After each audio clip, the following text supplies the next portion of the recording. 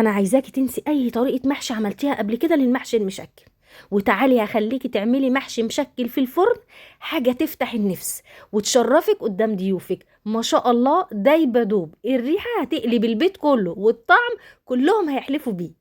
ويلا بينا نقول بسم الله. شايفين الجمال؟ حاجه خطيره. حطي لايك للفيديو ويلا نسمي الله. الرز بتاعي وحطيت عليه صلصه من اللي انا مصلصلاها، وشويه شبت وبقدونس وكزبره وبصلايه مبشوره، ملح وفلفل وكمون وشويه بهارات. هقلب الكلام ده كله مع بعضه. بس تعالى اقول لكم على حاجه كده هنحطها هتخلي الخلطه بتاعتي في حته 13 خالص. شويه دبس رمان معلقتين كبار، واقلب واحط كمان معلقتين زيت كبار، واقلب بقى الخلطه بتاعتي ودوقي بقى اللهم بارك. احلى خلطه محشي ممكن تعمليها.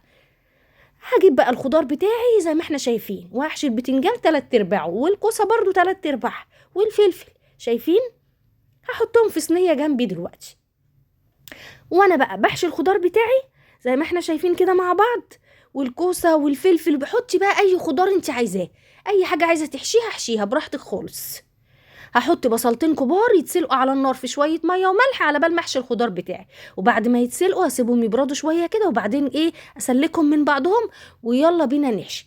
انا عايزه اقول لكم اللي ما دقش محشي البصل فايته كتير قوي. عايزه اقول لكم بيبقى زي السكر، ما شاء الله عليه، وخلالي بقيه الخضار شرب كله من بعضه، بقى طعم وريحه تجنن.